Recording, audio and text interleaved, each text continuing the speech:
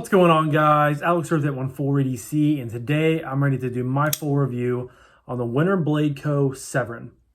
Now, I think I said whenever I unboxed this knife that this was the first Winter Blade Co knife that I've ever handled. And I did some thinking, and this is the second. I had the Factor in, which was Brian Winters, the guy behind Winter Blade Co. His first design. I had that one in probably about a year ago or so. So this is the second one that I've had in full review. Now, this is part of the Lefty passaround group, and yeah, I'm super stoked to have checked this out. It's a really cool model. I was a little bit underwhelmed, I guess, when I did the unboxing, but I definitely have warmed up to this knife, and I have, definitely learned to appreciate it for what it is, and its innovations, and it's just a good EDC knife. So without further ado, we're going to get right into the review here. Now, I will say, this specific model cannot be purchased on, it's sold out everywhere, basically Winter Blade Co's website. This is the batch 1 part of the pre-order, but there are currently two pre-order spots currently available. One with green titanium and one with natural titanium, and they both have like the laser Bacon M390. They're both currently available, so a link to Winter Blade Co's website will be linked down below. If you guys are interested in this model, definitely go check it out. So yeah, like I said, let's get into the review. So starting off with materials, I'm not going to go and read every single, variation of this knife, because there were aluminum models, titanium models, G10 models, 14C28 models, Magna Cut, I think, and M390. So there was just a whole configuration sort of matchup of materials for the Severn. But I'm just going to talk about my specific version. Like I said, you cannot currently buy the black titanium with satin stonewash. Sometimes it looks satin on my phone screen, but alrighty. So materials. So you guys can see it has this beautiful Wharncliffe style blade, thin edge, hole for deployment with a thumb stud that is magnetic. That is a perk of this knife, or a kind of a hidden feature, is this is a magnetic and swappable thumb stud. I'm not going to take it out on camera, but you just use something that pushes this through, and then it pops out, and then you can just switch it around. So that's really cool. Yeah, M390, Winter Blade Co right there. The body of the knife is a titanium frame. Got some backspacers, milled titanium clip that is reversible, which is nice for you lefties out there. I mean, it would make sense with this being an ambidextrous knife. Two lock bar methods, or locking methods, on this knife. You guys can see right away they have a crossbar style lock right there, and then they also have this up here called the spring lock, and it works just like a Demco Shark lock, but in a different way. So you pull back on it, you push down in pretty firmly up into this area right here. You're able to pull the lock bar out. It's also spring loaded, so it's nice and neat, tucked back down in there.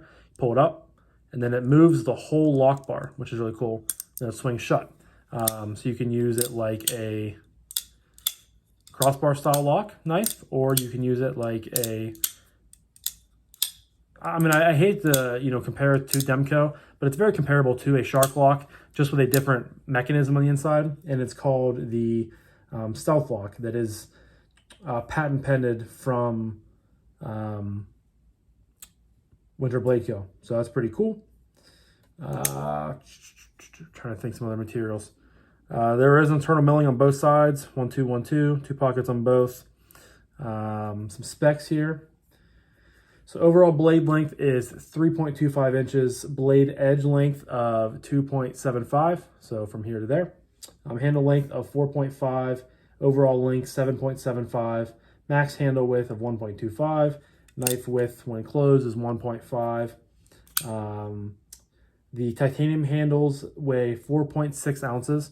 It honestly has a little bit of weight to it, but I would not guess it to be that heavy. So, closing in on 5 ounces is definitely surprising to me. But you really, like I said, it has some heft to it, but you really can't notice it like when you're using the knife. But like when you see that, you're like, oh yeah, I guess I can kind of understand it. So kind of one of those things.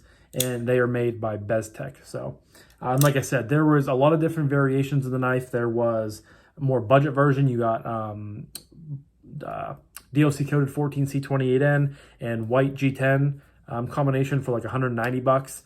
These were obviously the more premium models, up in that $350 range.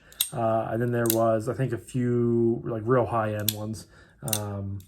And those all came in different weights and, things like that. So, but for materials, M390, Wharncliffe style blade, multiple ways of deploying the knife, multiple ways of closing the knife, which is really cool. Mill titanium clip, in Easy 5. So next up is action. No, sorry, aesthetic. Getting ahead of myself there. I think this knife looks really good. I'm not going to go out and say it's the best looking knife ever, but I think the Wharncliffe style blade looks really good. I like the, just sort of simpleness of the handle. I mean, it's pretty much just kind of a rectangle. You have a little bit of milling here and there. The pivot looks really cool with their sort of signature little marks right there. I'm not gonna say again it's my best, my most favorite knife design ever, but it's very, very good and I very much enjoy it. So I'm going to give it a 4.5. Next up is action. There we go. So just a beautiful knife. It honestly is. The more I think about it, like it's really good. You're probably like, wow, Alex, why'd you give it a 4.5? You can't get everything a 5, you know what I mean? But it's very, very good looking knife. So you have obviously a hole for deployment. You have the magnetic switchable thumb stud. Currently it is set up for thumb flick. Then you can use the crossbar style lock, and you can also use the stealth lock to open the knife. One thing that Brian has sort of been known for, and I believe it was, started with the Factor, is he used to have, a magnetic detent system to where he would put magnets on both sides of the scale, and that would cause a better detent for the knife to stay in there. I'm not really sure why he didn't, and I could be wrong with that, but I'm pretty sure that's what the Factor was known for. I should know, I had one in, but I don't know why he didn't keep the magnets for this one. And I'm not saying the detent is bad, but it's definitely, it's not the best. It's a little bit sort of, you guys can see I'm just kind of popping it right out of there. And obviously I'm not trying to deploy the knife, but it could be a little bit better. And I don't know why, 2 magnets in there would really, really help it and just have a more snappy, more crisp detent. But, nonetheless, thumb flick, you can use the hole, you can slow roll it, you can middle finger flick. Middle finger flick, I just put the meat of my middle finger up into this hole, pops right out. You can use the crossbar lock to open it. You just got to put a little wrist into it. And you can also use the stealth lock to open it. Again, just put a little wrist into it. And this is a very minimalistic tab. I mean, you guys can see right there, it is barely, when it's fully being used, coming up out of there. So it's nice how minimalistic and how, sort of sucked down and then there it is. Excuse me. Now for the close. I will say there is no blade play whatsoever. This thing is locked up really, really tight. And you guys can see it just gets that nice drop. I read somewhere, or I watched a review of this being done. I think it was by Rochambeau EDC. And I believe he said that they use compression springs in the crossbar lock instead of like Omega springs, because Omega springs tend to break quite a bit. So that's really nice that you have, a really durable, more fidget friendly spring or coil spring, I guess, for the crossbar. And then right here, drops down. So the combination of, let's see, you can open it 1, 2, 3, 4, 5. 5 ways to deploy the knife. That's pretty dang good. And then you also have, again, 1 and 2 ways to close the knife. And that's not really seen too often. So for action, for that much alone, I think it's worthy of a 5. Having the crossbar lock with the stealth lock just really, takes it up a notch and adds that cool factor, that wow factor to it. And again, I think it's very worthy and very deserving of a 5. And normally, if it wasn't for, if it just had one of those, this lock and not this lock, but this lock instead of that lock, one or the other, I'd probably give it like a 4, 4.5, because I do think The D10 is a little bit light, but that can be fixed. You could always put your own magnets in there. I've seen people do that before. So that's just, you know, me being nitpicky. But again, I do think it's a 5 is very, very fair for, you know, all the fun ways of deploying this knife you get and, you know, closing this knife. So next up is acoustics. And honestly, I was kind of torn on this, but this is the closest knife, or the best knife I've had in for quite a while, was getting those. That wasn't a good one. Those tings. Titanium knife, plenty of milling. So you have plenty of, you know, areas for the sound to reverberate. But very, very satisfying knife to play with on the open and the close. Now, you don't get the high-pitched tings all the time, but right there it was nice. It's just really good. When you get those high-pitched tings, you're like, ooh, like kind of like surprising. So for that, I'm going to give it a 5.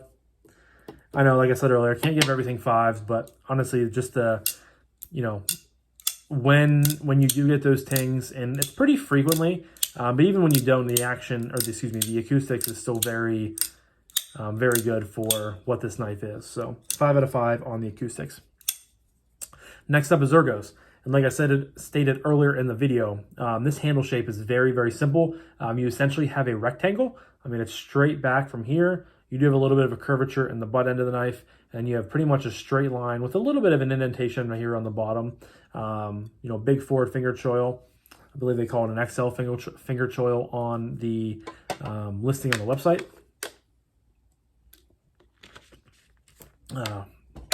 But I can get all 4 fingers on the knife very, very easily. Have plenty of knife sticking out of the back there. Don't feel cramped. Don't feel, you know, pushed up too bad. There's no jimping up top here, which is kind of interesting. So it's, you know, it's definitely comfortable, but I would maybe prefer a little bit of jimping right in this area just to give you that much more of a locked in feel per se. But comfortable. The titanium is nicely finished. There are like some, you know, not necessarily sharper edges, but these aren't exactly like the softest edges in the world. So that maybe could have been sanded down a little bit or more rounded in a way of, you know, making it just a little bit more comfortable. And same thing on both sides. The pot clip is a milled clip, and it's real, you know, flush to the scale, which is nice.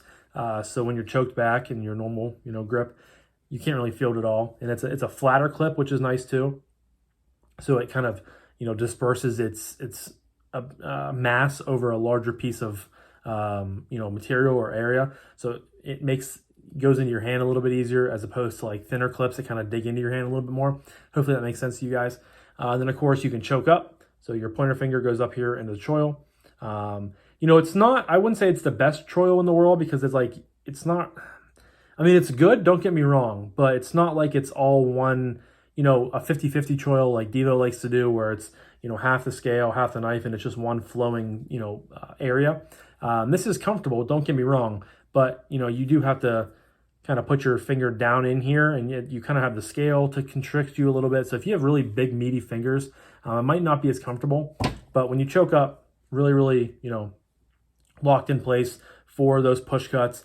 You have this M390 blade, stone wash, it's going to go to work. Thin edge, you know, pretty thin blade stock too. So it's a nice, you know, flat grind, full flat grind up into this hole. So it's a really good cutter. But yeah, get up off that pocket clip even more. Really good control. Pinch grip works really good, especially with this blade shape. You got a low tip, just drop it right down. You know, draw through things, cut through things, whatever you need to do. Obviously, you're going to be cutting things. It's a knife, Alex. But yeah, ergos are pretty good. I am going to give it a 4.5 just because this choil does bug me a little bit, just the way that, you know, if the blade could have been expanded a little bit, and then it could have been more flush here. I don't know, just a small nitpick, and I know it's probably not going to bother most of you guys, but yeah, just something that kind of stood out to me. And again, it's not uncomfortable, but I could see it. It's not uncomfortable, but it's not the most comfortable thing in the world, if that makes sense. And I could see it being a bigger issue for guys with bigger hands, bigger fingers, things of that nature. But yeah, 4.5 on the ergos. Next up is carry. You have a milled titanium cup, a milled titanium pocket clip, like we've stated a few different times. You have about that much sticking up out of your pocket. Not bad at all. You know, plenty of tension right there. It's a really nice clip, actually. I like it quite a bit. You can reverse it over here to this side if you want to be a lefty for the day or for your life, depends on what you are. But drops down in your pocket. You have no jimping or anything right here. You do have the stealth lock that possibly could catch in your hand, but the odds of that, I mean, you have that much, a little bit sticking out of there. So the odds of that happening are slim to none. I wouldn't bet on that at all. But drops that in your pocket. Again, it does come in at 4.6 ounces, so it's not the lightest weight knife in the world, but you really can't tell it's there. I even carried this knife in gym shorts, I think once or twice, and sweatpants around the house a few different times, and it, still not really that bad. So no true complaints. It's carries just fine. It's a good carry. So that gets a 5 out of 5. That leads me to my final category of price point and would I recommend this knife. So the price point on my version of, or this version of the Severn came in at $349. Now I do think that's a fair price. I think that's a good value, especially when you're talking innovation. I mean, you have two pretty big innovative things here with that magnetic thumb stud that does not require tools. Like I said, you just got to pop it out and then you can switch it right over. Works pretty well. Then you also have the stealth lock. So, I mean, that's two pretty cool innovations in a package. You're also getting blackened titanium, which looks really good, compared with a beautiful Wharncliffe stonewashed M390 blade with great cutability, pretty solid ergos, good carry, great action, nice acoustics. So all that put together, I do think it's, $350 is fair. I really could see this being anywhere from $300 to $400. Anything under there I think is fair. Anything above there is fair. It's not necessarily the best value, but a lot of these, boutique brands like Winter Blade Co, that are producing stuff. This was a pre-order, and I think the pre-order was like 6 or 7 months long. So stuff like that takes time, and it's obviously a newer brand, and those prices tend to be a little bit higher because they're trying to establish themselves. They're trying to make some money, make some money that they're able to put back into the community and their brand. Like Devo, for example, they take a lot of their stuff, and instead of having pre-orders all the time, they're able to use that money from drops and from their knives selling and orders for different drops that you can just go right on and buy the knife instead of having to wait a couple different months. And that's so I fully get the reasoning behind it being a little bit more expensive from boutique brands typically. So I have no issue with the price. $350 is fair enough for me. Not necessarily the best value in the world, but all things considered, I do think it's a fair price. So I'm going to give it a 4. I think that's a fair score. Fair price, fair score. And can I recommend this knife? Absolutely, guys. If you guys think, let me tell you this. If you like the design and you are intrigued by the stealth lock and the crossbar lock combo, I would not hesitate to buy one of these if you are okay with spending $350 on this specific knife. I don't think you'll be disappointed. Again, the detent could be just a tad bit stronger, but that's a very small complaint. I still find the action to be very fidgety, very fun, with those different locks to be able to manipulate. So really, I think it's worth trying. I think it's worth recommending to people. I can't remember how much I like the Factor. I'd have to go back and, kind of compare the two and watch my video to see what my thoughts are on that. But I really do like this knife, and let me count up the score real quick to see what it gets. So 1, 2, 3, 4. 1, 2.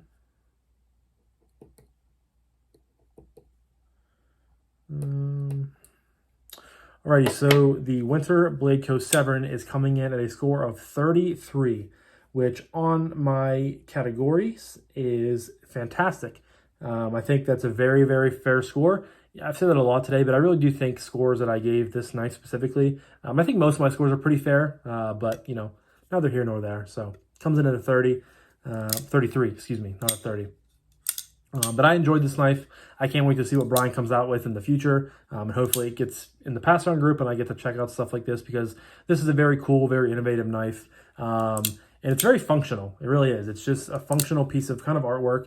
I know knives, I consider all knives to be artwork, but it really is just a nice functional, it's a beautiful, just streamlined piece of cutting material with great ergos, great fidgetability, and a really cool, innovative story behind it. So, but that was my full review on the Winter Blade Co Severn. Huge shout out to Kevin over Lefty DC for tossing this in the pass around group. Always appreciate you, Kev.